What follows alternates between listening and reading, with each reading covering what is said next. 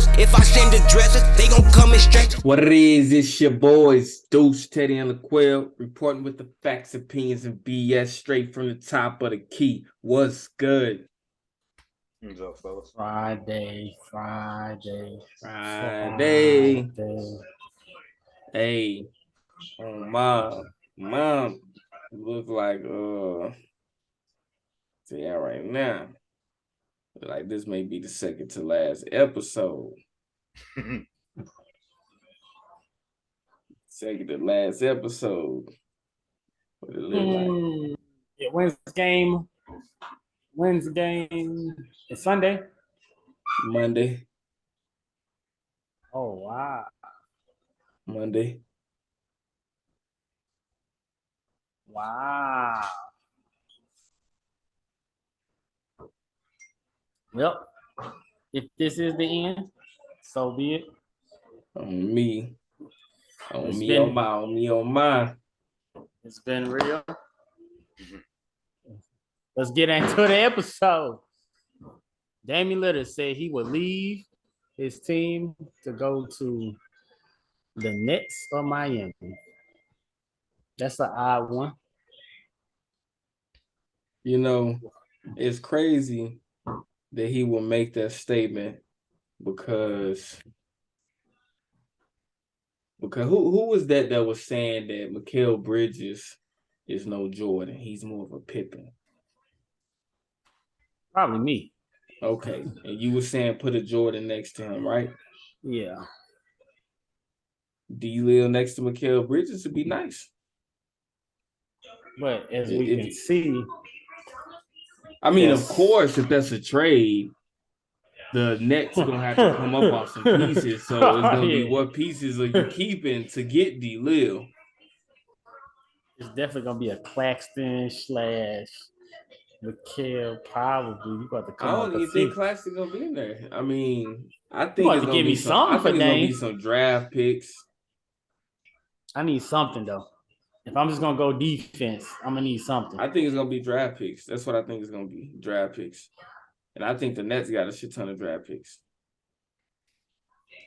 And they gonna want something. It'd be different if this was a year before when you possibly getting in the run for like a Wembanyama, like with the Spurs and stuff. You could give everything up and tank a season in a sense because you know you come in with an extremely good draft pick the following year. But these players, how many more years they got? Who? How many more years they got? I don't know. But to give him up for nothing, that's what I'm saying. What's coming? What's coming in the draft? For nothing either way, though. That's the thing. So if you look at it, the Nets in this draft, the Nets got 3 picks, 2 first rounds, 1 second round, and then in 2025 they got 2 picks. That's just projected at the moment. They got 3 in 2027, 4 in 2028, 1, 2, 3, 4, 5, 6. Right now, 6 in 2029.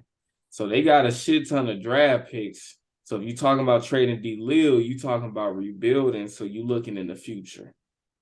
Right. Yeah, but normally that comes with like people like LeBron was scouted at a real young age. Like you know what's coming, and people could start moving pieces around. Have we heard what's coming? Like we knew when Wembanyama was coming a couple of years before he got to this draft class. Who's the next Michael? Who's the next LeBron? Who's the next type of pieces? Just to give Dame up for nothing. I'm saying they gonna get something. They might they get some pieces that they need. But ultimately, like I said, I think they're gonna target draft picks to shed his contract and target draft picks. That's what I think. So maybe I don't think the Nets will pick him up to trade Mikal Bridges. It wouldn't make sense. You will want them together. I don't see them trading Nick Claxton. Maybe they trade Cam Thomas. Dinwiddie. Yep. Maybe they trade Cam Thomas, Dinwiddie, Sharps, like somebody off their bench. Watanabe, Joe Harris. Everybody else is pretty much on the chopping block. Yeah, but or even a Dorian Finney-Smith. Maybe they trade him too. Everybody else pretty much. But I don't see Cam Johnson. I don't see They'll probably throw Steph in there, but I don't see Cam Johnson, Mikal Bridges, Nick Claxton. I don't see any of them three being in that mix. So, but going to the Heat, that's interesting too, because we talking about Westbrook to the Heat, but y'all like Westbrook can't shoot. You put Lill on the Heat, he can shoot. Okay, they'll take care of both of their problems in one like. Huh? Lill on our team gives them a real point guard outside of Dave Vincent. And Tyler Herro will be running the point, but he's not really a point either. But I think if you were to trade for D Lill, if I'm the Heat, I'm looking at getting rid of can't get rid of Matt Struss anymore because he ain't doing shit in these finals, but potentially a Gabe Vincent, maybe a Duncan Robinson, maybe a Tyler Herro. I mean, you gotta put them on the table. I had to look and see what draft picks they got, but it ain't really like I mean, maybe Kyle Lowry, but it ain't like the Miami Heat got a lot to trade, but they're not getting rid of Jimmy Butler, Bam Adebayo. They're not getting rid of them two pieces, but you can't really trade Gabe Vincent, Matt Struss, Kevin Love, Yurt Seven, because all of them unrestricted free agents. So that's the other piece you got to think about. What you say D-Lill had left on his contract? How many years? Shame, look at that. But what's he crazy? Got 1 year left. And he took the Celtics off his. He don't want to go. He took the Celtics off the list. Anyway. Okay, y'all don't want to trade me for nothing. Okay, cool. I'll just end out my contract and just leave. You'll lose me for nothing. You won't get nothing back from me. So he signed a 4-year deal.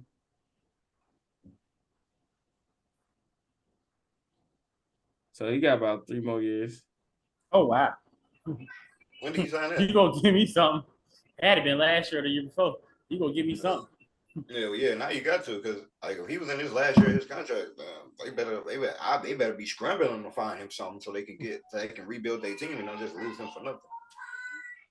And he got a lot of money on him. Yeah, so he got about 3 more years on that contract. Like I said, the crazy thing is he scratched the Celtics off their list because the Celtics got pieces with a Malcolm Brogdon, a Marcus Smart, a Jaylen Brown, a Grant Williams. I mean, they got Al Horford. They got pieces. Pritchard don't want to be there no more, understandably. So you got Derek White. They got pieces on that team, and if you put him and they able to keep Jaylen Brown and Jason Tatum and Robert Williams, that's a nice mix. So I don't know. I mean, the Celtics do got Gallinari on the team. He just never played, injured, recovering. So, hey, look, big ups to D. Lill. Hope you get somewhere. Don't take the Wizards off your market. I'd love to see you next to Bradley Beal. That'd be pretty dope if you ask me. I mean, some people say the Lakers. The Lakers, Austin Reeves, Vanderbilt. No. Yeah, Mo Bamba, D'Lo. I mean, they got pieces to trade. Malik Beasley. So, yeah. But D-Lill on the Miami him, Jimmy, and Adebayo is a problem. Yeah. But that'll be their whole roster. They're okay with undrafted free agents. I feel like they're the one team that's okay just grabbing some guys that can shoot the ball. Yep. And I think they'll be able to bring back Matt Struss for like a $500,000 contract. And all of like. No, I'm saying they'll be able to pay Matt Struss a WNBA contract. Keep him. And you keep shit. I'm watching him shoot. I said, boy, y'all gonna die by that 3. Motherfucker ain't hit shit. They'll be all right.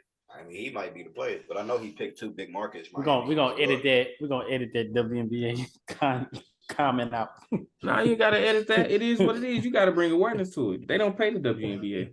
You're not gonna act like they pay them money. They don't pay them money. But the way it was said, we're gonna edit. What I'm saying is the way they don't pay the WNBA is the way they shouldn't pay his ass. That's what I'm saying. Because he ain't doing shit. They get paid what they bring in. That is the truth. That is the truth. So, hey, speaking of that, you gotta, in order for them to get paid more, you gotta understand they gotta make more revenue. It's not like they make the same amount as the NBA and then they just pay the NBA more. The NBA makes more money, so they get paid more money. But yeah, I feel you, Teddy. Go buy the tickets, y'all. Go buy the jerseys. Go watch the game. That's how they make money. That's how they go buy the concession stand food. That's how you got to think. That's why Brittany Griner was over there playing in Russia. Man, you gotta show up. You know who they show up for? The NBA. Go ahead, y'all. Don't try to strike that off the record. Miami. They're looking for they leading scorer to come back and save the day. They looking for their hero, Mr. Tyler Herro. Yeah. Do you think that's fair for them to look for the hero to save the day? I mean, it's only fitting. He on the roster. He played the whole season. No, I'm saying it's only fitting because of his name. Yeah, but he ain't gonna make no difference. I don't think it's fair because he broke his wrist. So I haven't seen any footage of him just knocking down trays in practice and saying, you know what I'm saying? It's a reason they keep saying no, because I don't even think it's realistic. Not like a sprained wrist. He broke his wrist.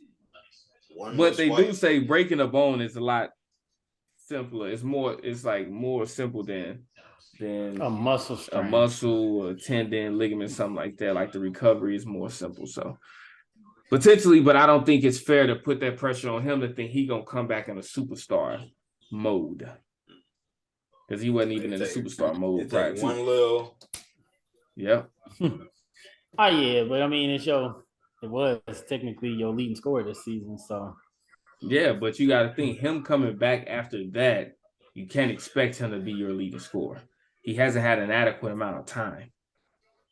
Yeah, his conditioning not there. This playoff basketball, his conditioning not there. I would say his conditioning could be there, but it's what you need in order. You're gonna see once you get in that game. Look, Ray Allen running on the side of the simulating running on the side of the in practice ain't simulating the finals game 5. But I'm saying though, Ray Allen used to say he put up like 1,000 shots before a game. Mm-hmm. So you got to think the wear on that wrist. It depends. I got to look and see which wrist it is. This is right hand, I believe. Right hand shooter. Like Gilbert Arenas was saying, he was like, what people that are like habitual, like workout, get shots up players, you never rest your body. They're in the game at 3. They're at practice before practice, usually getting shots up. They go to practice. They're after practice getting shots up. The next day we got a game. They're before the game getting shots up. They're playing in the game. After the game, they're shooting after the game. These people never rest even if it's just this, they never rest and get recovery on certain body parts. Yeah.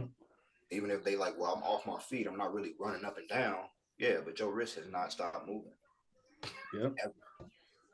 Even when you got home. Go ahead. You stupid. I'm saying, end of the day, professional athlete, my team's leading scorer, my back is against the wall. I need help. Yeah, it's one of those things. You're gonna rest them and try to prevent further injury. If he not ready, I'm not putting him in the game because all he gonna do is hurt us. You already got one person out there taking between 5 to 10 threes. They ain't hitting shit. You don't need another person out there. What you've seen in the last series compared to this series on how the Miami Heat had to win is so different. In the last series, the others had to step up because it was games Jimmy didn't really play all that well. There was game Adebayo was just giving you regular Adebayo numbers. In this series, the Adebayo and Jimmy have pretty much played at a really great level, but the others haven't showed up at all. So even when you get a game 2 where they win, the others show up a little bit. Then you come back home and Gabe Vincent nowhere to be found. Caleb Martin, you ain't seen him since Boston. You ain't seen him since they got. I was going to say damn near every game came out 2 or 3 games in Boston had double digits. Yeah, damn near every game in Boston, Duncan, the they only had player others. that's been playing decent. This Yeah, game, damn near every game in Boston. He revamping his whole little thing. Who? Oh yeah, Duncan Robinson looked like he the best player on the other than the other two right now. Look like he worth his 90s. Yeah. Like, look, y'all ain't gonna show up. Y'all ain't getting no contracts. yeah. So we'll see. They playing. They just playing a more complete team. They playing a more complete team, so they're not gonna look. Yeah, like it's like the Nuggets others are better than the Celtics others. Well, we the said Nuggets that others before. are playing better than the Celtics others too. This year, the Nuggets team is better than the Celtics team. Their star player is better than a star player. They didn't put MPJ back. They second star is better than a second star.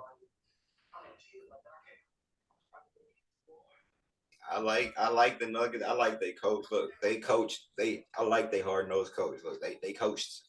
Spo, hey Spo, you can only, and then I don't even matter Spo. You can only get certain talent out of certain. You are what you are at some point. At some point, Gabe Vincent is guarding Jamal Murray. At some point, like it's Jokic and Murray out there, and it's the third player, Michael Porter Jr., and your third player, Duncan Robinson or Max Strus. At some point, the talent is what it is. Aaron Gordon and they're different players. Like it's a reason they're here where they are, like you said. So at some point, Aaron Spoelstra can't out-coach talent. At the end of the day, the players got to go out there and perform. So coaches can say whatever they want. The players got to go out there and the players got to perform. What do you want me to do against that 7-foot monster? I'm trying. I heard what you said. Keep them up at the top of the key. I heard you blitz, whatever. What can I do? I can't stop him. I physically can't do it. He doing what he doing. That's how Spurs feel too. Like I can give you all the X's and O's in the world. If you can't stay in front of them, we can throw the playbook out. Like don't need no playbook. I can tell you what to do, but if you getting blown past, I seen Kyle Lowry do a move where Jokic down there guarded him all the way to the rim. Like, bro, if Jokic can guard your point guard all the way to the rim, y'all have no shot. Y'all gonna lose. Y'all gonna lose this game. Like, no shot. Jokic staying in front of him, telegraphing plays. Jokic stand in front of your point guard, bro. Deflecting, causing you to throw stuff. Oh man. Kyle old body is Jokic young body. Hey, ain't no shot here. Let's get into our next topic. Talk about Mr. Steve Kerr. He's been on Draymond's podcast a lot. I'm bumping them gums. Deuce, would you like to let us know what? For my man's people are running with it, saying he's doing subliminals. Because he was on there saying, when you got a team like the Heat, you got to commend them because their players buy into winning. They don't care about anything else. There's always next player up. That's their mentality. Whatever it takes to win. You don't see the Heat talking about, I should have got more time. I could have done this if I played more. Why is he putting him in over me? Or why didn't I play? Look at players like Duncan Robinson, who pretty much hasn't done anything. His number's called. He's going out there doing it. Look at non-drafted players like Gabe Vincent, how they're out there doing, putting in that work. Kyle Lowry coming off the bench, and you don't see anybody griping on that end. So people were taking that saying he's taking shots at his own team with players like Jordan Poole and Jonathan Kuminga. And if he is, it is what it is. That's the case. When I seen all that stuff coming out about Jonathan Kuminga, I said, that's why he's not playing. That's why he's not playing. I said Jonathan Kuminga was doing something off the court that was keeping him from playing. And it was bitching about what he should be doing and what he felt he was entitled to. And then Jordan Poole, you always see when Jordan Poole realized Steph is here and he's healthy, Clay is here and he's healthy, Wiggins is back and he's here, Jordan Poole knew it wasn't no chance of him starting. He wasn't starting no more. And that's when you seen unproductive Jordan Poole. But if you think about it, the entire year says it all. And like I told y'all a few episodes ago, I think he set himself up to become the most improved player next year. If he can only get better. Again. He only get better. So if that's what Steve Kerr was doing, I respect it. But somebody made a notable point. They said the Warriors aren't really young talent friendly. So if you look at, they've had problems before, but they brought up like players like Pat McCaw. Shout out Pat McCaw, he's from the city. But I'm like, everybody's gonna have like an apple like that. That doesn't mean that your organization does bad with young talent. So, I mean, they had Evan Clark or Ian Clark. They had like a Witherspoon. They had other players in which they didn't necessarily have issues with them.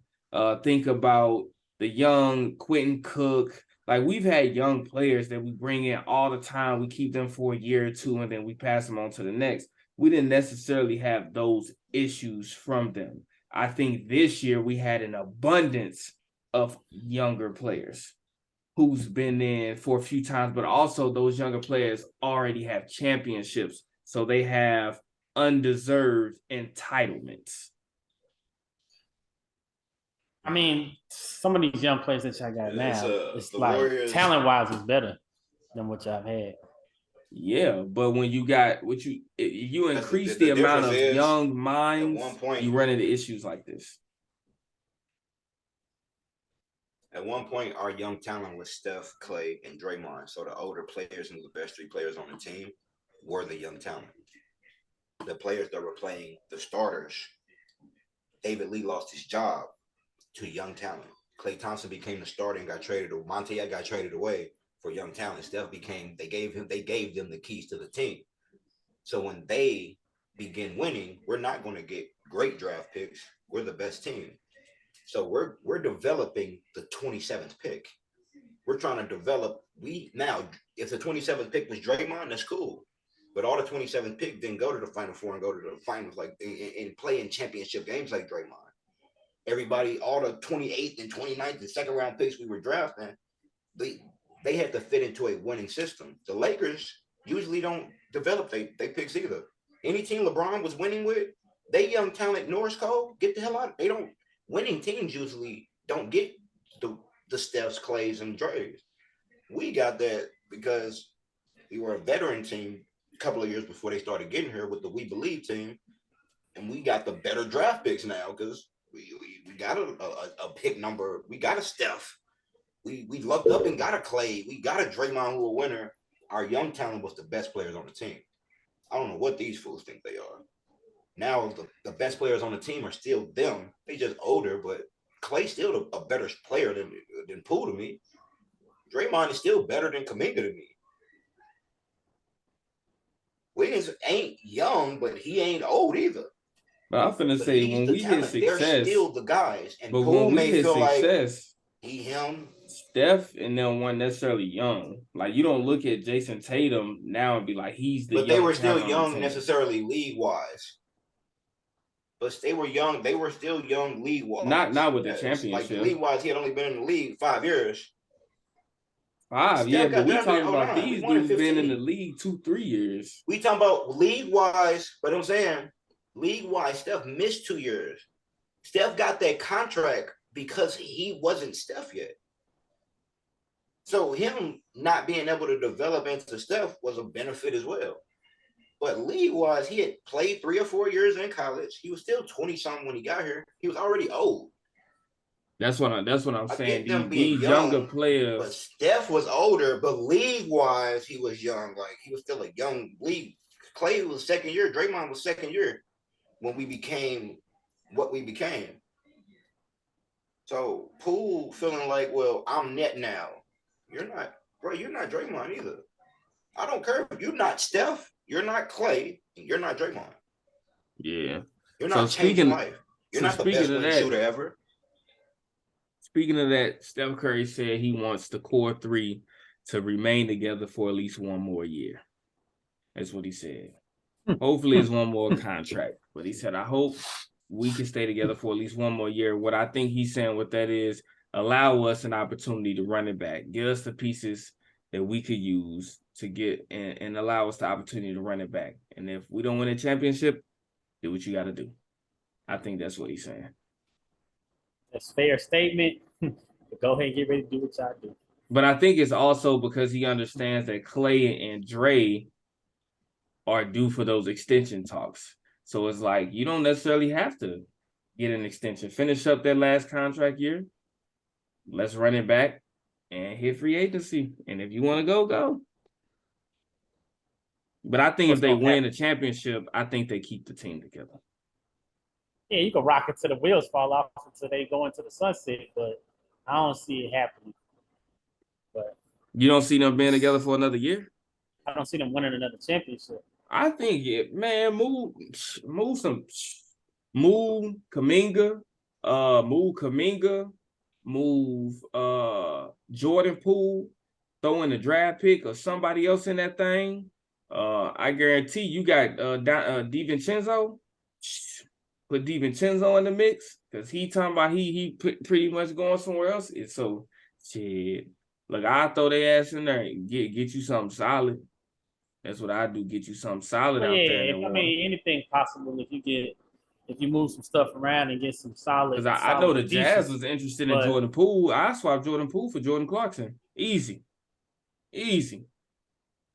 Jordan Clarkson has no qualms coming off the bench, and you know he gonna ball. Yeah, he can get you 20, and he bigger than Poole. Defensively better. Turn the ball off a lot less. That is there's something about that professionalism, bro. He a vet. That's what we need. Go get Jordan Clarkson for real. Get rid of all the young boys. I don't care about Moody either. I keep Moody. Moody a professional.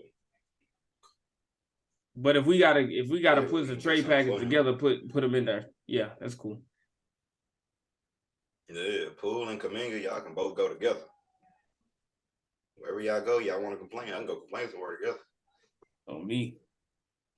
Y'all not going nowhere and changing life. I'm sorry. Neither one of y'all going nowhere, getting in the game, and all of a sudden you're like, yo, why would they let Jonathan Kuminga go? Look at what he's become.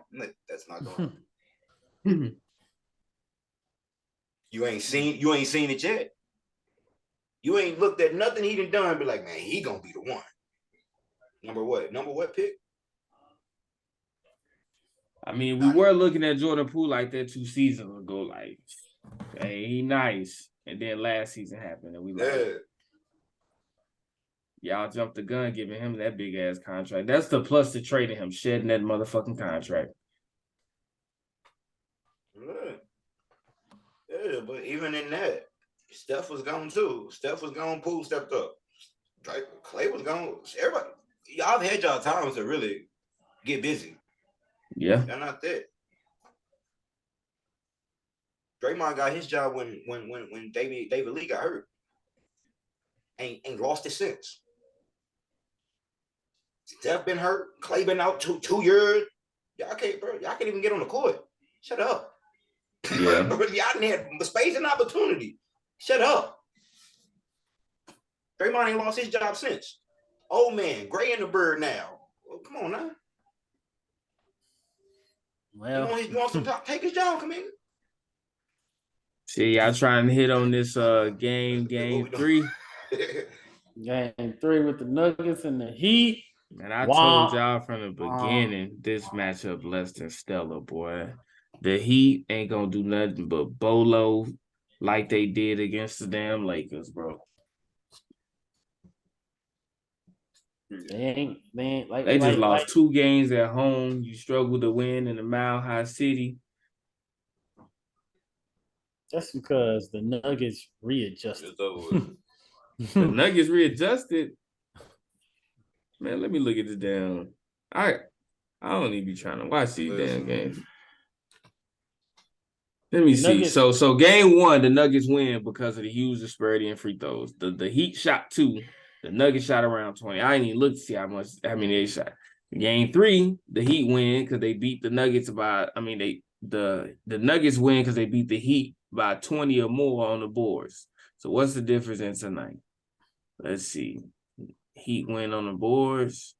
0 points max stress. Turnovers from Gabe Vincent.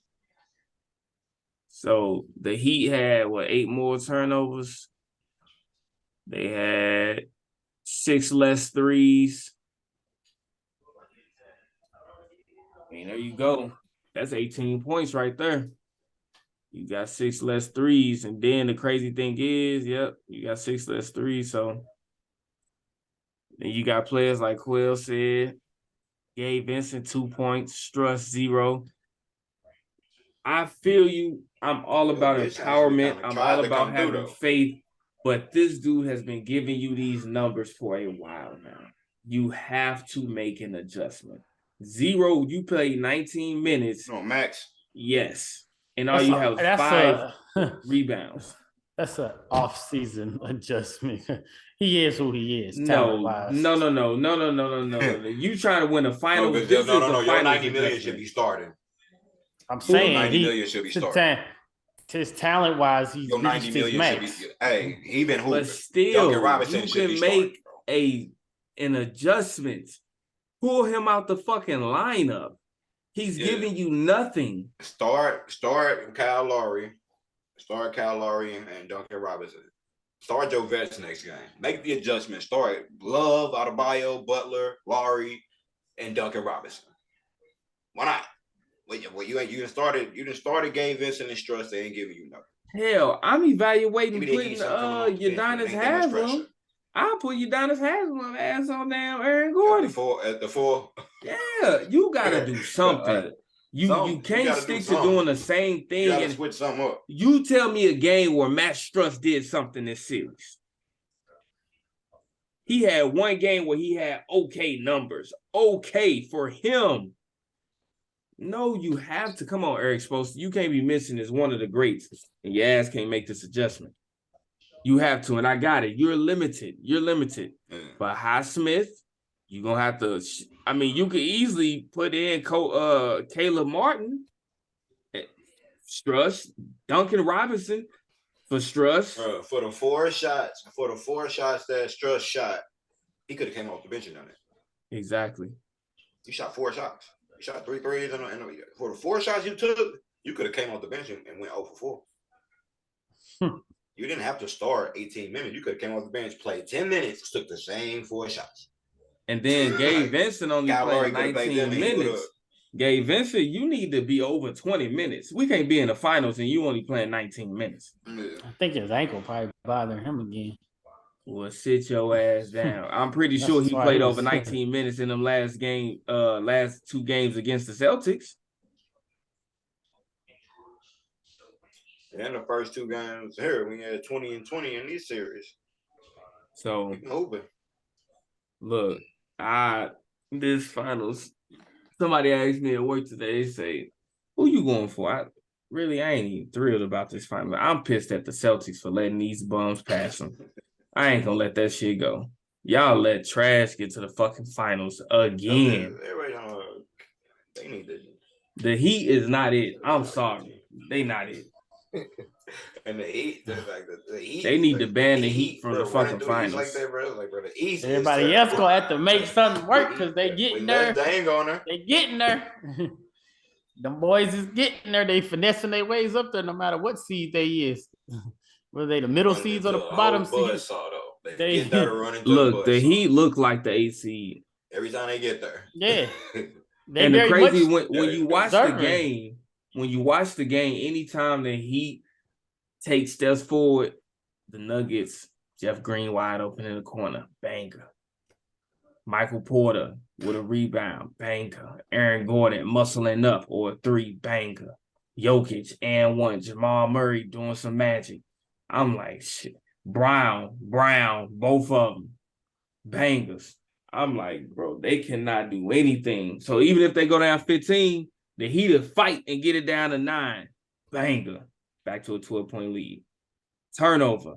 Banger. Back to a 15-point lead. I'm like, yeah, there's nothing that they can do. So, what y'all calling for Game 5? I think Game 5 going to be our last episode. Yeah, it's a wrap. They're not going. Yeah, I think it's going to be your last. I think it's going to be stupid. Murray gave you good assists, mid-scoring, and they still winning the game. You let Aaron Gordon go off on it. It's over. Aaron Gordon, 27. Bro, Aaron Gordon showed you, hey, bro, Remember, I played power forward in the NBA. I actually played power forward. They didn't move me down to power forward. I played power forward in the NBA. And you seen he had them power forward moves. 27, 7 rebounds. He can get them guarding Aaron Gordon. He gonna give him them numbers. He can give Bam Gordon. those numbers. So it's a wrap. It's over. Play Adebayo. They should only if they had a big that could shoot. Adebayo should be guarding him, but they don't have nobody that can guard Jokic. The problem is Adebayo can't shoot, so he can't stretch Gordon the floor. Running on Caleb Martin. Yeah, but the problem is you put Adebayo at the 4, they don't have a big that can shoot. That's the problem. They need Adebayo to be able to shoot. They do. Kevin Love can shoot the ball. Yeah, but Kevin Love can't guard fucking Jokic. That's what I'm saying. They don't have. We got to take one for the other. Jokic out there, but either Jokic gonna be by himself or Aaron Gordon gonna be by himself. I'd rather Aaron Gordon be by himself. Shit. And now he got 27. That's what you get. Shit, I'm not letting Jokic go off for 50, Martin, 20, and 20. Gabe Vincent, Max Struss. But onto another note, Jimmy Butler trying to guard, can't do nothing with him. Onto another note, I got something special I cooked up. It's called time travel. So what we did before we went to, you know what I'm saying, record this episode, you feel me? We selected a total of 15 players from previous decades of basketball. And what we gonna do, because they don't even know what we're gonna do. All I put was time travel. So what we're gonna do is we're gonna look at the teams today and we're gonna say which team will put this person on. So we got about 2.5 minutes. We're gonna go line by line. So we're gonna go player by player. So when I look at Allen Iverson, what team will we put Allen Iverson on? Replace Dame, put him on Portland. Are you talking about replacing or just like adding to? Adding to that team. He don't want the same career he already had. I'm gonna put him on. I'll put him on the Heat. I'm about to say that. Yeah, I'm about to say the Heat. Like they need a point, but yeah. He's not a point though. Yeah, put him on the Heat. But Allen Iverson still make plays. Yes, but he a shooter. But he in this NBA he can run the point. In this NBA, Allen Iverson can be where he should have been. They didn't put him as a point guard back then because he scored, but he also made plays. Yeah. Once Gilbert Arenas happened, all that shit went out the window. So we gotta keep moving. Where we going, Dirk Nowitzki? Yeah, and put a back to his homeland. What you mean? We putting Dirk Dallas. Go back home. All right. Penny Hardaway. Go back to the to Orlando. Back there. They ain't doing shit. Magic. They ain't doing shit. They need I thought I was Penny. Who a scoring guard? I'll take a point. I go to 6'7", 6'8". I go send him to Boston. Point guard. Celtics. All right, Shaquille O'Neal. Where we going? Go back home. Anywhere. I put He's Shaquille O'Neal wherever he go. All right. I'll put him on the Heat. You talking about boy? Hakeem Olajuwon. Okay. Oh, put him in LA. Next day, You said LA? Yeah. All right, Lakers. Or Boston. Or Warriors taking. All right, we'll stop right there with those 5. We'll continue on the next episode. We got 10 more to go. So you got Allen Iverson and Shaquille to the Heat. Think about it. AI, Jimmy Butler, Duncan Robinson, Bam Adebayo, and Shaquille O'Neal. Shaq out of bio. Ready? Hope you patch shit up with God, cause we gon' bless you. Let it burn, you gon' get it back. These just my confession. Stay in traffic, can't get picked off like no shit and duck. Keep one in the tuck. Wife be mad, but bet she still gon' fuck.